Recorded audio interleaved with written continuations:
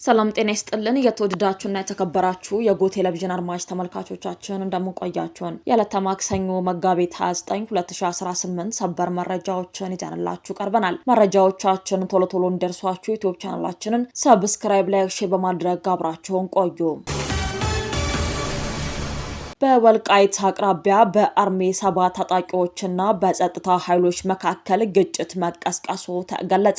በኢትዮጵያና ሱዳን ድንበር ወልቃይት አቅራቢያ ሽሪና በተባለ ስፍራ ባለፉት ቀናት ግጭት መከሰቱ ተገልጿል። ግጭቱ የተቀሰቀሰው በሱዳን በኩል የሚንቀሳቀሰውና አርሜ 7 ተብሎ የሚጠራው የትግራይ ታጣቂ ኃይል ድንበር ተሻግሮ ለመግባት ሙከራ ማድረጉን ተከትሎ እንደሆነም ተገልጿል። እንደ ዘገባው ከሆነ የሱዳን የስደተኞች መታወቂያ ያያዙና ቁጥራቸው ከ20 በላይ የሚሆኑ የዚሁ ኃይል አባላት ወደ አካባቢው ሰርገው ለመግባት ሙከራም አድርገዋል። ይህንን ተከትሎ በአካባቢው ከሚንቀሳቀሰው የመከላከያ ሰራዊትና የተከዜ ዘብ ከተባለ የአካባቢው ጸጥታ ኃይል ጋር የተኩስ ልውውጥም ተካሂዷል። ለግጭቱ መነሻ ሆኗል ተብለው የተጠቀሱት በሽሪና አቅራቢያ የሚገኝ አንድ የጸጥታ ካምፕ የነበረው እንቅስቃሴ ተገን በማድረግ የአርሜ 7 ታጣቂዎች ቦታውን ለመያዝ ባደረጉት ጥረት እንደሆነም ተገልጿል። ሆኖም ከተደረገው የተኩስ ልውውጥ በኋላ መከላከያ ሰራዊትና ተከዜ ዘብ የጸጥታ ኃይሎቹ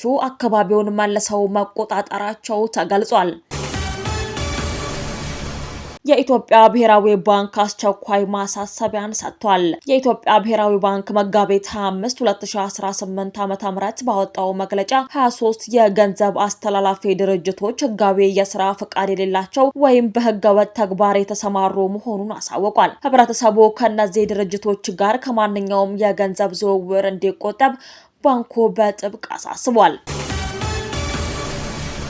39 የአፍሪካ ሀገራት የሚሳተፉበት ታላቅ ጉባኤ በአዲስ አበባ ሊካሄድ መሆኑ ተገለጸ። ከፊታችን ረቡዕ መጋቢት 30 እስከ ሚያዝያ 1 ቀን 2018 ዓ.ም ድረስ 39 የአፍሪካ አባል ሀገራትና ባለድርሻ አካላት የሚሳተፉበት የአፍሪካ አደጋ ስጋት አቅም ጉባኤ በአዲስ አበባ ይካሄዳል። የአደጋ ስጋት አመራር ኮሚሽን ኮሚሽነር አምባሳደር ሽፈራው ተክለማርያም እንደገለጹት ኢትዮጵያ በሰብአዊ ድጋፍ ራሷን ለመቻል የምታደርገው ጥረት በአረንጓዴ አሻራና በምግብ ዋስትና ረገድ ያስመዘገበችው ውጤት ለጉባኤው አስተናጋጅነት ተመራጭ አድርጓታል። ይህ መድረክ የአፍሪካን ችግር በአፍሪካውያን የመፍታት ስትራቴጂካዊ አካል ሲሆን ሀገራዊ ተሞክሮዎች ለሌሎች አባል ሀገራት የሚቀርቡበት ወሳኝ መድረክ ይሆናልም ተብሏል። ከውይይቱ ጎን ለጎን ኢትዮጵያ ያሏትን የቱሪስት መዳረሻዎችን ለማስተዋወቅ ስራ በስፋት እንደሚሰራም ተገልጿል። የጉባኤው ተሳታፊ የአድዋ ድል መታሰቢያን ጨምሮ የተለያዩ የከተማዋን መስህቦች እንዲጎበኙ ዝግጅት መጠናቀቁም ተነግሯል። አደገኛው የሰዎች አዘዋዋሪ ይትባረክ ዳዊትና ግብረ አበሮቹ በቁጥጥር ስር መዋላቸው ተገለጸ። በሺዎች የሚቆጠሩ ዜጎች ህይወትን ለገደል የዳረገውና በዓለም አቀፍ ደረጃ በብርቱ ሲፈለግ የነበረው አደገኛው የሰዎች አዘዋዋሪ ይትባረክ ዳዊት ወይም ክብሩን በመጨረሻም በፌዴራል ፖሊስ ብርቱ ክንድ በቁጥጥር ስር መዋሉ ተገለጸ። ይህ ግለሰብ በሰዎች መነገድን እንደ ትርፋማ ንግድ ተመልክቶ በብዙ መቶዎች የሚቆጠሩ ኢትዮጵያውያንን ለሞትና ለስቃይ የዳረገ ጨካኝ ወንጀለኛ መሆኑም ተረጋግጧል። የኢትዮጵያ ፌዴራል ፖሊስ ይፋ እንዳደረገው በዋና አዘዋዋሪው ይትባረክ ዳዊት ላይ የተመዘገቡት ወንጀሎች የሚከተሉትን ያካትታሉ። ከ3000 በላይ ዜጎችን በህገወጥ መንገድ ድንበር ማሻገር፣ ከ100 በላይ ሰዎችን ለሞት መዳረግ፣ 50 በላይ ሴቶች ላይ አስከፊ ጥቃት፣ የድፍረት ወንጀል እንዲፈጸም ማድረግ። ፖሊስ ይህንን ድንበር ተሻጋሪ ወንጀለኛ በቁጥጥር ስር ለማዋል ከሪጂናል ኦፕሬሽናል ሴንተር ጋር የቅርብ የመረጃ ልውውጥ ሲያደርግ ቆይቶ በመጨረሻም በትግራይ ክልል ሽረ ከተማ ላይ በድንገተኛ አሰሳ በቁጥጥር ስር ለማዋል ተችሏል ተብሏል። በምስሉ ላይ የሚታዩትና በወንጀል ተባባሪነት የተያዙት ግለሰቦች ስም ዝርዝር እንደሚከተለውም ቀርቧል። ይትባረክ ዳዊት አለሙ ዋና አደራጅ ወይም አዘዋዋሪው ሲሆን ሰለሞን ቀለም ደበበ፣ ቤተልሔም ካሳ አላሮ፣ መብራቶም ሀይታይ ሀይሽ፣ ሀፍቶም ኃይላይ ኃይሉ፣ መርሃዌ ታቦት ገብረ ህይወት፣ ራሄል አለሙ ገብረ ህይወት፣ አብዱል ሰላም ቲጅኒ አባኩሳም፣ በእምነት ሽራቅ ሀጎስ፣ ሲሻይ ኪዳኔ ጎሽ። የኢትዮጵያ ፌዴራል ፖሊስ እንዳለው የሰው ልጅ የንግድ ዕቃ አይደለም። ፌዴራል ፖሊስ ምርመራውን አጠናቆ ለአቃቢ ህግ የላካ ሲሆን ፍትህ ለተጎጂዎች ትሰጣለች ተብሎም ይጠበቃል ብለዋል።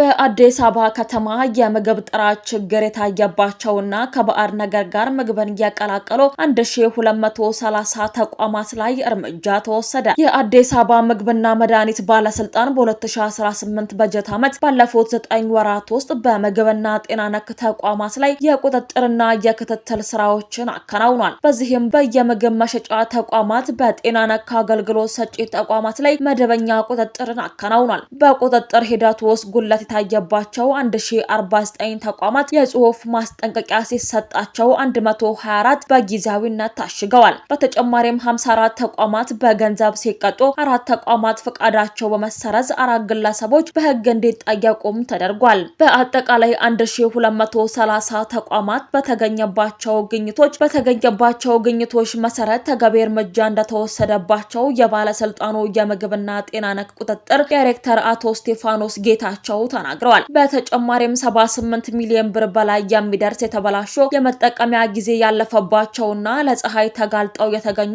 ምግብ፣ መጠጥ፣ የተበላሹ ጤና ነክ ምርቶች፣ የመመገቢያና የማብሰያ ቁሳቁሶችና የቱንባሆ ምርቶችን ማስወገድም ተችሏል። ባለስልጣኑ የትንሳኤ በዓልን መሰረት አድርጎ የሚከሰቱ ህገወጥ ተግባራትን ለመከላከል ከማዕከል እስከ ቅርንጫፍ በተቀናጀ በባህር ዘብታዎች በተቀናጀ በባዛር ቦታዎች፣ የቅዳሜና እሁድ ገበያዎች፣ ባልትና ቤቶች፣ ሚኒ ማርኬቶች፣ ሱፐር ማርኬቶች ላይ የመቆጣጠር የዘመቻ እያካሄድን ነው ሲሉ አቶ ስቴፋኖስ ጌታቸው ጨምረው ተናግረዋል።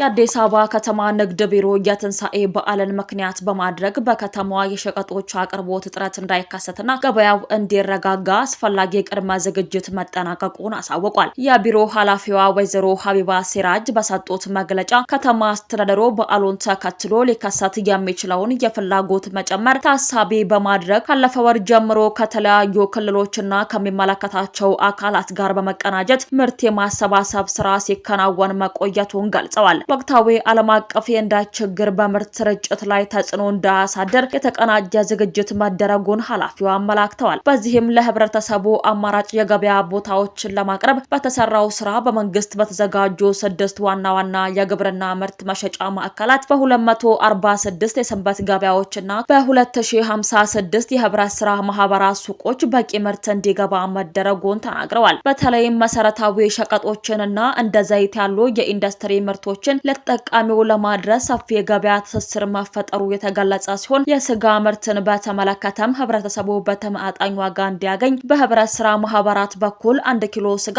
በ650 ብር እንዲቀርብ መወሰኑ ተመላክቷል። ከዚህ ጋር ተያይዞ በበዓሉ ወቅት የዋጋ ንረትን የንግድ ማጭበርበርና የንግድ ማጭበርበር እንዳይኖር ቢሮ በሁሉም የገበያ ማዕከላት፣ ባዛሮችና መደበኛ ሱቆች ላይ ቁጥጥር የሚያደርግ ግብረ ኃይልም አሰማርቷል። በዚህ መሰረትም ያለ አግባብ የዋጋ ጭማሪ በሚያደርጉ፣ በምርት ላይ ባዕድ ነገርን በሚቀላቅሉና በሚዛን በሚያጭበረብሩ ነጋዴዎች ላይ ጥብቅ ህጋዊ እርምጃ እንደሚወስድም አሳውቋል። የምርት እጥረት እንዳያጋጥመው በዓሉን እንዲያከብር የሚያስችሉ እነዚህ የገበያ መረጋጋት ስራዎች ተጠናክረው እንደሚቀጥሉም ቢሮ አሳውቋል። ውድ አድማጭ ተመልካቾቻችን ለሰዓቱ ያዘጋጀንላችሁ ሰበርና ወቅታዊ መረጃዎቻችን እነዚህን ይመስሉ ነበር። አብራችሁን ስለነበራችሁ ከልብ እናመሰግናለን። በያላችሁበት ሰላም ቆዩን።